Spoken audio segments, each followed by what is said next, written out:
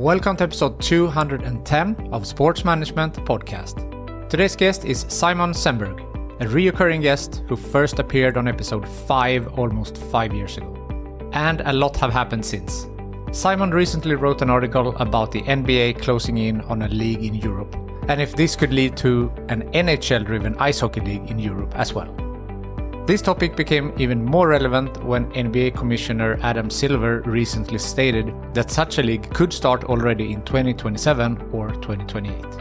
Szymon is the perfect person to discuss this topic. He has been a player, coach, and later sports director and managing director of an elite basketball club in Sweden. He has worked as a sports reporter covering both basketball and hockey. Between 2001 and 2014, he served as a communications director for the International Ice Hockey Federation. He was the Champions Hockey League's project lead and later COO.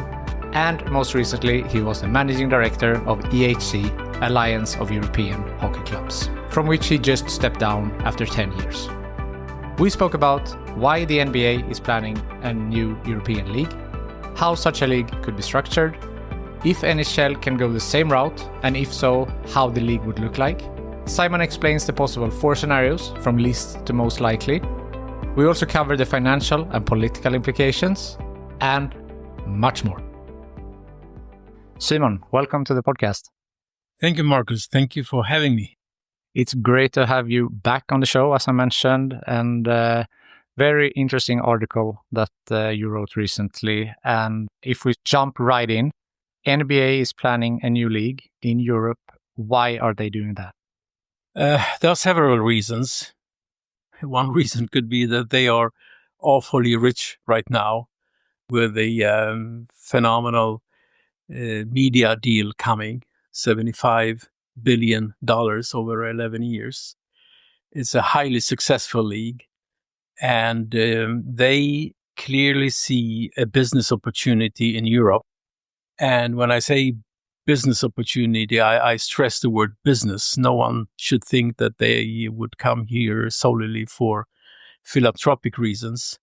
So the first reason would be to make a good business.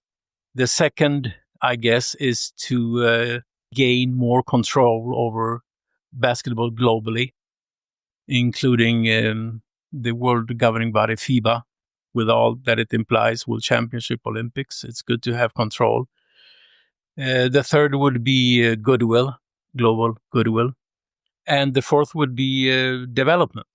So if this contributes to further development of basketball players in the world, at the end, the NBA will be a beneficiary because the best players will eventually play in the NBA, not necessarily in NBA Europe, but the real NBA in North America. So those are the 4 reasons.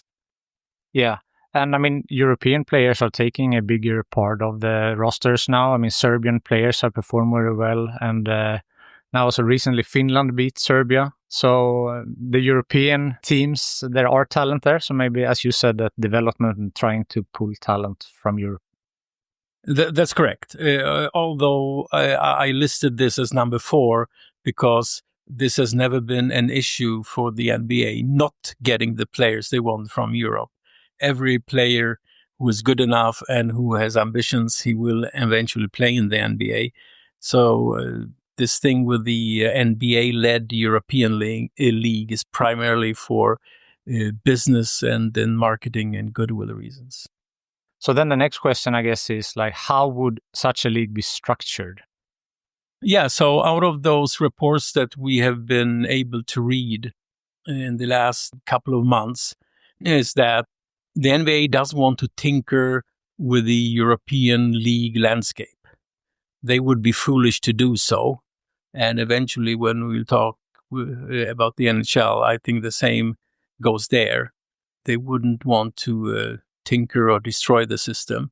So they wouldn't be taking over anything. And I don't think that they would want to implant, let's say, American-style franchises in Europe, like Paris Pirates or London Kings and so on. They will focus mainly on the existing clubs and they want to run this league parallel with the existing top European leagues, meaning the Spanish league, the French league, the German, Italian, and so on. But eventually, it must mean that the EuroLeague, as we know right now, will probably cease to exist, because you cannot have, or I don't think you can have, two premium European club competitions running parallel. So one will have to give, most likely, if NBA will pursue this, and if they will be successful, the current EuroLeague will have to give. So who's running the EuroLeague now? The EuroLeague is run by those, I believe it's 12 or 14 top European clubs. So it's a club-driven league where the International Federation, FIBA, they have nothing to do with that. It's a club-driven league. My thinking is if NBA takes over and EuroLeague ceases to exist, then it's, more power to an already strong organization. Is it a risk with them taking more and more power in Europe? Well, it depends on how they will do it. If they do it in concert with the main European bodies and with the main European clubs, and they do it not solely to earn as much money as soon as possible, I think it could be successful. And I think that this will be the most interesting thing to see how they will go forward with that, because this will mean a mix of two, I would say, totally different sporting cultures. The North American culture with the emphasis on business, and with the European culture with emphasis on winning championships. So this will be very interesting. And now I realize I didn't answer fully your first question, how this league would look like. So aside from what I already said, the format most likely, as the NBA has already said, is that they are looking at a 16-team league, probably with 12 permanent members, big clubs in basketball like Real Madrid, Barcelona, Olympiacos, Panathinaikos, Bayern Munich, and with 4 teams that will qualify. So basically they're looking at a 16-team league, which would run parallel with the existing European and national leagues, just like EuroLeague does today. Interesting. So how close would you say that this is to become reality for NBA? Again, if you look at the reports, the most optimistic reports say that they are 3 years away. So maybe for the 27-28 season. My personal guess is that it may not go that smooth, that this will take more time. But again, this is what you and me can read in the report. So at least within a foreseeable future. We are not talking about the next decade or whatever. It's within the foreseeable future. So in your article, you were mentioning that if NBA creates such a league, it's possible that NHL will follow. So why is that? Why this bond between NBA and NHL? Well, there are many, many bonds between those two leagues. Both leagues operate in the same kind of arenas.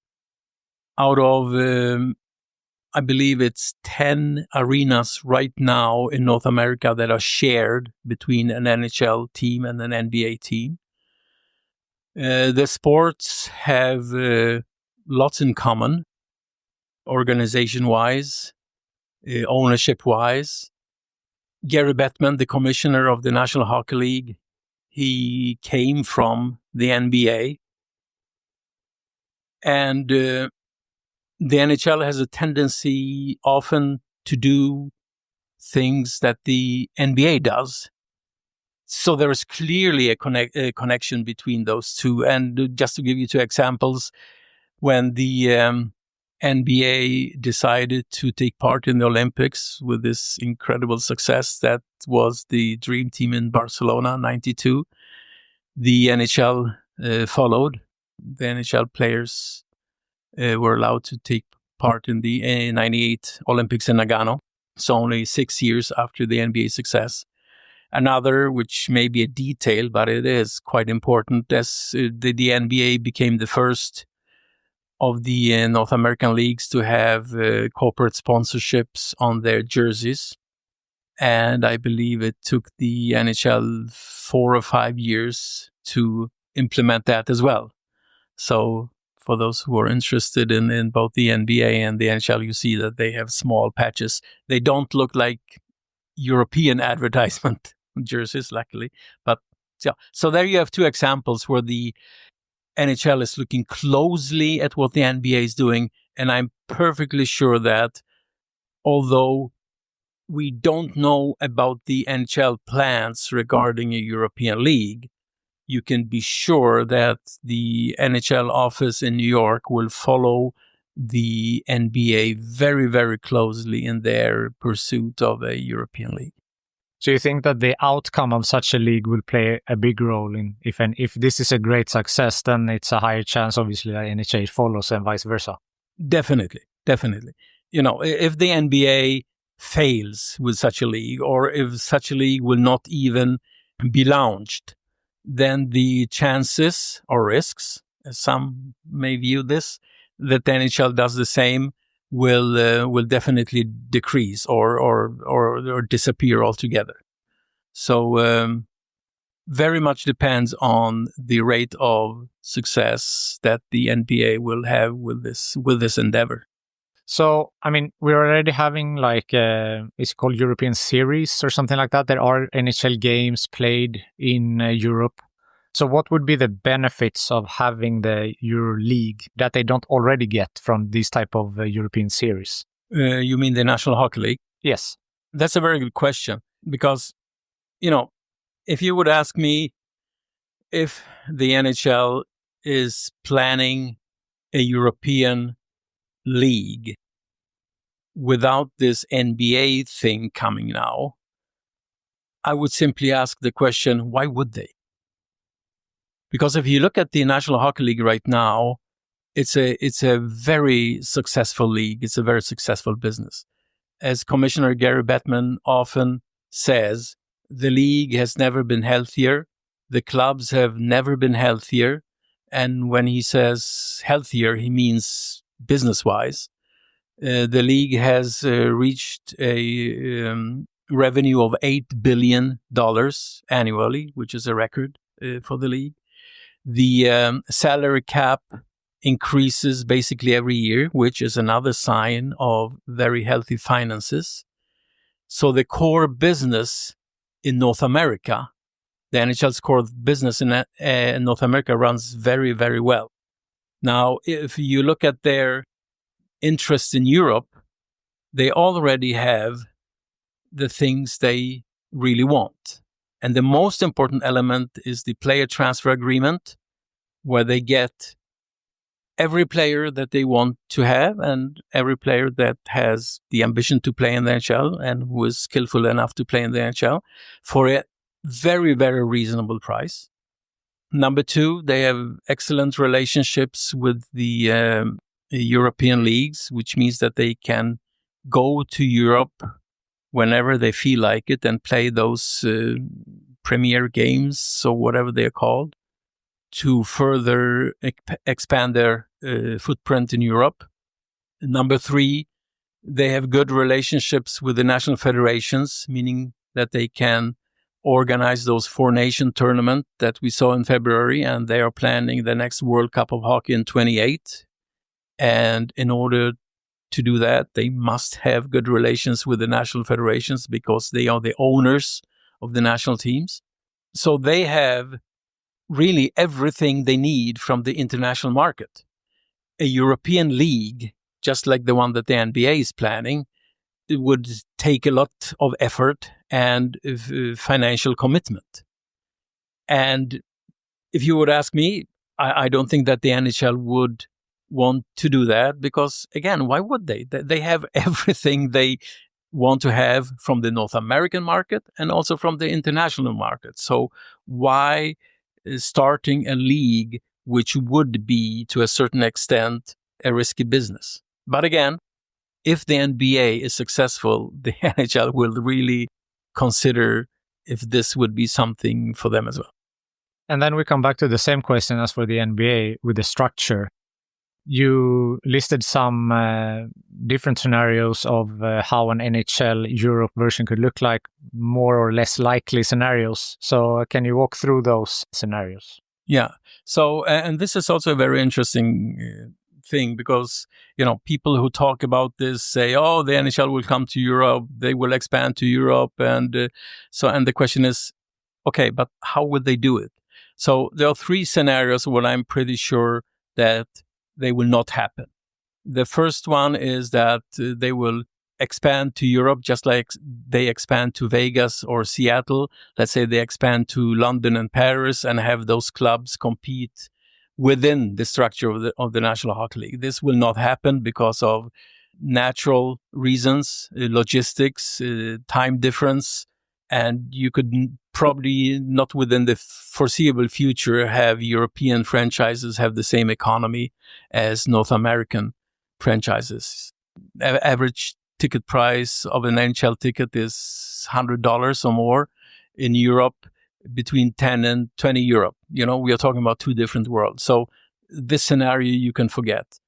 The second is that they would come with, try to establish North American style franchises in Europe and have a national hockey league in Europe with, let's say, Stockholm Saints, Prague Pirates, Helsinki Hurricanes, and so on.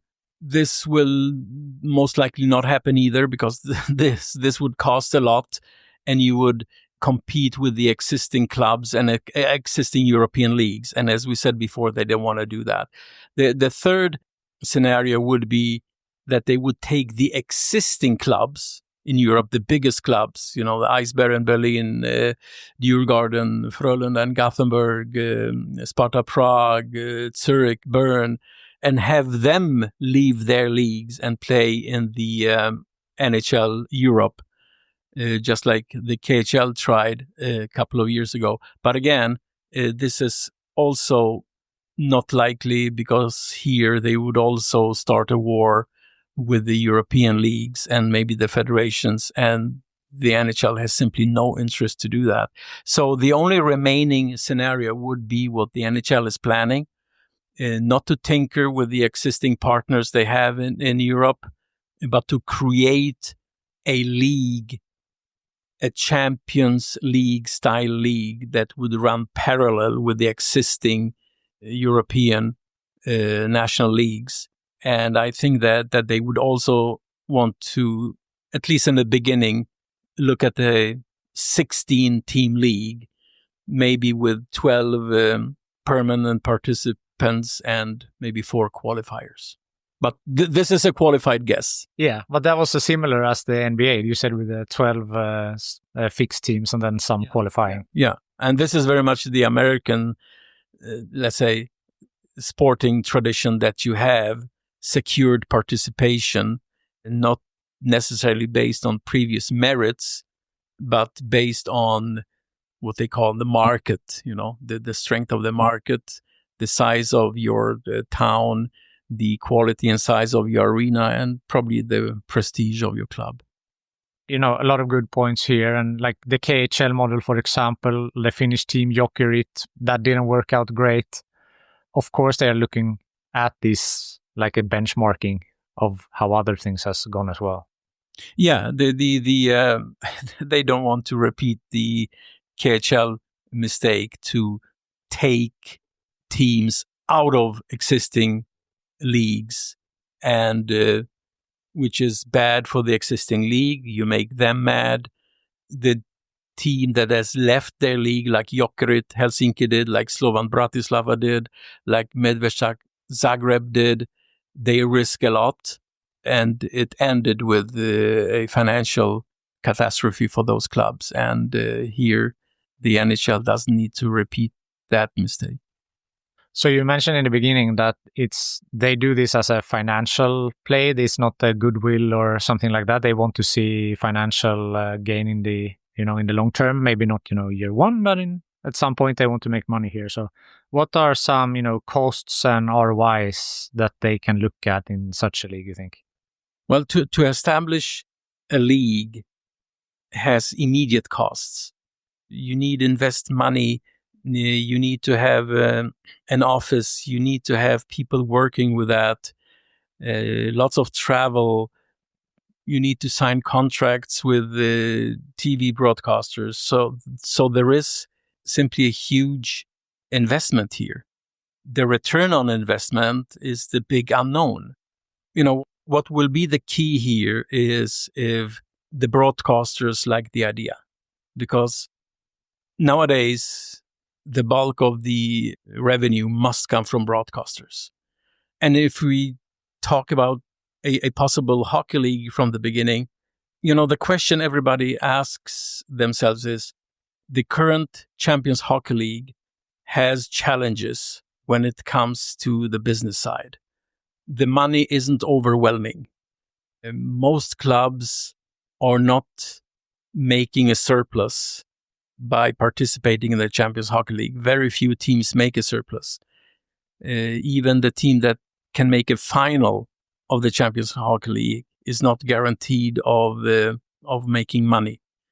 So the question is, if the NHL would run such a league, would it make such a difference that suddenly broadcasters would be willing to pay up much more just because the league is run by the National Hockey League?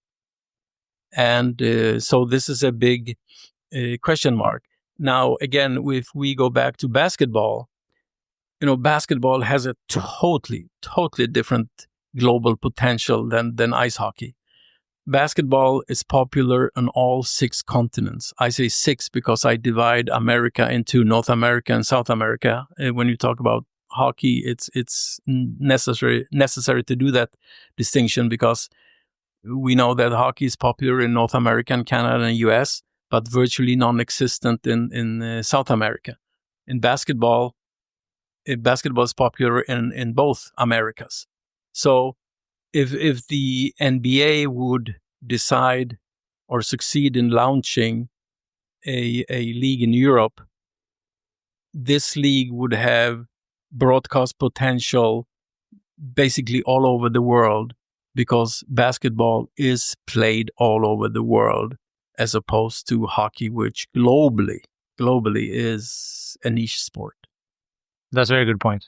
And you brought up Champions Hockey League, for which you have also worked, so you know it better than anyone. But you said that the NBA, if they have a Europe League, that might be the end of Eurobasketball. So if NHL has their version of NHL Europe, would that mean the end of Champions Hockey League? I believe so. And this is what I wrote in this article the other week, that, I cannot imagine that you can have 2 premium European club competitions running parallel. One will have to give, because we already, as we said before, will have parallel competition. The national leagues as they are, the Swedish league, the Finnish league, the Czech league, the German league, and so on, they will, of course, continue to operate, but the best and richest and most apt teams will play in this new league, which we are now discussing. So again, I cannot see that the Champions Hockey League will survive if the NHL decides to launch a European league, because we are basically talking about the same teams participating here and there, and it would simply not be possible. No, I mean, as you said, like with how far hockey is reaching, it's not on all continents. I mean, football or soccer, for the American audience, you have Europa League, Champions League, but that's a much wider sport, as you say, played on all continents. So for hockey, maybe it just doesn't have that enough space to expand, as you said. It's not space for 2 such leagues. No. And if you look at the continent which is in focus here, Europe, and again compare basketball and hockey, in Europe we say that we have three traditional belts. In Nordics we call this the vodka belt. Central Europe is the beer belt, and Southern Europe is the wine belt. So, and basketball is popular in all three belts. Previously, basketball had difficulties in the Nordics, but now, as you said in the beginning of this podcast, Finland has been extremely successful in the ongoing European Championships. You just beat Serbia. So there is a huge hype in Finland with basketball. Sweden did reasonably well as well. That they showed that they can be competitive against the best nations in Europe. So you have basketball interest in the Nordics. But if you look at hockey and the wine belt, there is basically no interest. Spain, Italy, just what you call South Tyrol in the northern parts, which border to Austria. Other than that, hockey is virtually unknown. Very little on the Balkans, virtually nothing in Greece. So hockey has its limitations, definitely. I lived in Greece for a couple of years, so I know the hockey community there, but I think I know all of them, which I guess says a lot. It's a very small group of people, very dedicated, but it's so far away from. Yeah, I can imagine the hockey community in Greece is 8 very enthusiastic Canadians, 2 Americans, and 1 Swede. Something like that, yeah. It's at least a lot of people that are having, like, they might have some connection to Canada or US. They were born there or have one parent from there and so on. Back to the NHL Europe League, could there be any diplomatic challenges? We're talking about, like we said, that they don't want to disrupt organizations such. Could there be any other diplomatic challenges, you think? No, I think that those, we already mentioned those, let's say, connections and relationships that the NHL has in Europe. And it's very important for them to keep those relationships with the national federations, with the leagues, and also to a certain extent with the International Ice Hockey Federations, International Ice Hockey Federation, because as we have seen now, the NHL is interested in participating in the Olympics, and they will participate in the next Olympics as well, 2030. And those plans for World Cup of Hockey 28. And for that, it's not needed, but they understand that good relationships with the IHF is good to have, although the NHL understands that they have all the best players in the world. So if they want to play a World Cup of Hockey without the approval of the International Ice Hockey Federation, they can do it. And they have basically said that they can do it. And of course they can, because they have the players. But the main part here is that no potential European league is worth jeopardizing the relationships that the National Hockey League has in Europe today. Those are much more important for the NHL than any potential league in the future. So again, talking timeline, we said with the NBA, maybe we're guessing 3 to 5 years away maybe from a league. If that's successful, how many years do you think that we could expect then an NHL version of this become reality? Well, if that happens, I hope I am alive to see that. Here, Marcus, your guess is as good as mine. I would say 2035, maybe. Around 10 years? 10 years from now. Yeah. If the NBA is successful. Because if the NBA is not successful, I don't think that the NHL would even consider this, because we have already listed the advantages that not so much NBA, but the sport of basketball has ahead of hockey. So if the NBA is not successful, I think that the NHL will simply say, look, they didn't succeed. We are not even going there. No, that makes sense. That's what we said before. Are there any benchmarks from other sports that this has been successful?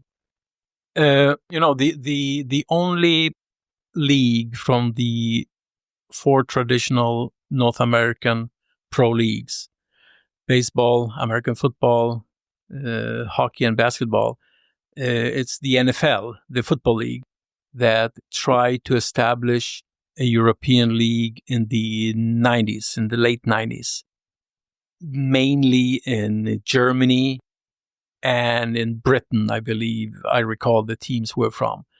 And they finally folded in 2007 after losing approximately between $30 and $40 million a year.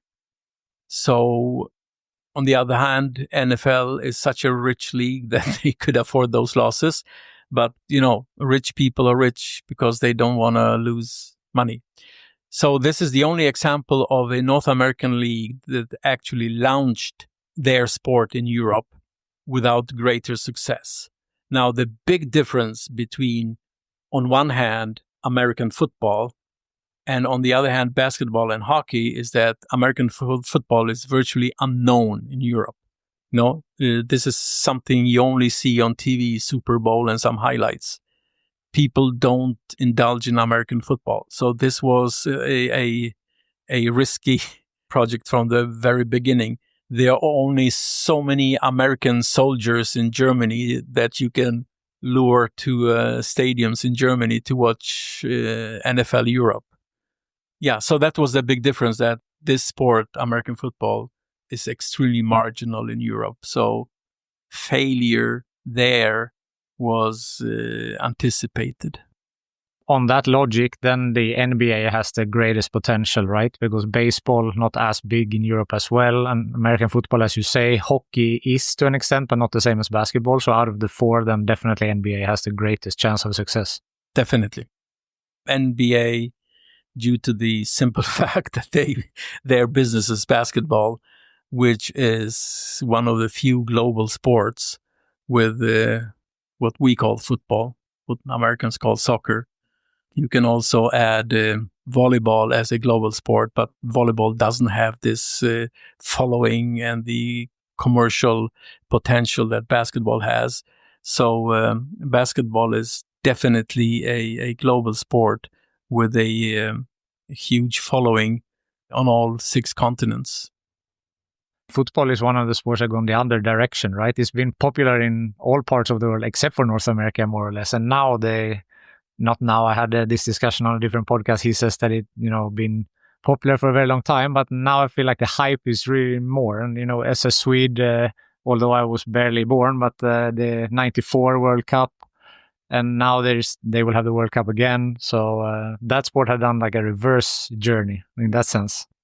No, soccer is becoming huge in North America. And I listened to that podcast you had with this gentleman, and it was basically only about the United States. But you mustn't forget Canada, where soccer is growing all the time. And they had some success with their national teams, especially with the women's soccer national team. So, for me as a hockey fan, I think that soccer in North America will eventually pass hockey as team sport number 3 or team sport number 4, which means that hockey will be 5. But we will see. But soccer is definitely growing in North America, and the upcoming World Cup will only increase the popularity of that game in both US and Canada. I would agree with that. Bouncing back to the original topic we had on hockey and basketball, there anything else that I didn't mention yet that you want to cover on that? Well, when preparing this podcast, I was checking some websites, and although I had a feeling that I stay pretty much update with what's happening in basketball, the sport I played and coached in my previous life, I actually didn't know that the EuroLeague actually has expanded to Dubai. And they have also added one Israeli team to the traditional Maccabi Tel Aviv. They also have Hapoel Tel Aviv. Now, think about this potential, and you can call me a dreamer, or this may come out as very pretentious, but I think there is an enormous potential in basketball when you have a league with participation from clubs from the Middle East. You have 2 Israeli clubs. You have a club in Dubai. Maybe some smart person will come up with the idea to have an expansion club in Jerusalem, which is run jointly by Israeli Arabs and Israeli Jews. I mean, what a phenomenal thing it would be. So again, with all this ongoing trouble in the region, with the war in Gaza, with daily shootings here and there, can you imagine if basketball could play this role where Jews and Arabs could realize that we can fight it out on the basketball court instead of in the battlefield or in the streets? Wouldn't that be an amazing thing? And I think that basketball is actually the only sport that can do it, because football, to its nature, it's so politicized. In football, in Scotland, either you're Catholic or Protestant and you never meet. And in football, you also have those clubs that are leftists, there are rightists, and there's so many conflicts in football. So I don't think that football would be the right sport for the Middle East. But basketball is different. And here, either the current EuroLeague or the upcoming NBA European League has a huge potential, because basketball is big in the Middle East, is big in Israel. And as we said, they have an expansion team in Dubai. The opportunities are limitless.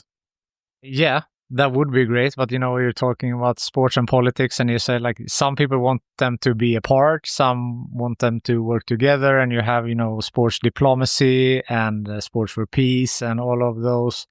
And then, Middle East have there, if you go to golf with Live Tour, when they get involved, there is always people having opinion about that because where the money comes from. So that could be an episode in itself, I think. That's a big topic. Oh, that's a topic or episode for your podcast 3 or 4 years from now. So prepare that. I will do that for sure. You have listened to the podcast, so I don't know if I prepare you for this, but I like to end on a networking point. So who from your network do you think would be a good guest on this show? As you said, you didn't prepare me for this. But, if you want to continue on this topic, I would definitely try to reach out to the NBA, either to have the commissioner or the vice commissioner talking about this, because they have officially announced that they want to launch a European league. So they cannot come to your pod and say, we don't know, because they do know. And from the National Hockey League, they just opened a European office in Zurich. And this is another sign that they are, you wouldn't open a office in Zurich in Europe if you were not interested in the European market. So maybe a person who is the managing director of that office in Zurich, or you can go to the person who is the vice commissioner and who is really in charge of all NHL's international affairs, Vice Commissioner Bill Daly. And Bill often appears in podcasts. He is a very good and fluent speaker, and he's very interested in international hockey and in the NHL's international business. So Bill Daly would definitely be a good guest on your pod. I can hand you his email address later. Thank you. That would be great. No, I think he would be a great guest. And Adam Silver obviously also would be one. Definitely, yeah. Szymon, thank you so much for taking the time to be on Sports Management Podcast. Thank you for having me, Marcus. Thank you for listening to the Sports Management Podcast. Please hit the follow or subscribe button on your podcast app so you don't miss out on any upcoming episodes. If you want to get in contact with me, send an email to sportsmpodcast@gmail.com, connect with me on LinkedIn, or follow the podcast on Instagram, X, and Facebook @SportsMPodcast.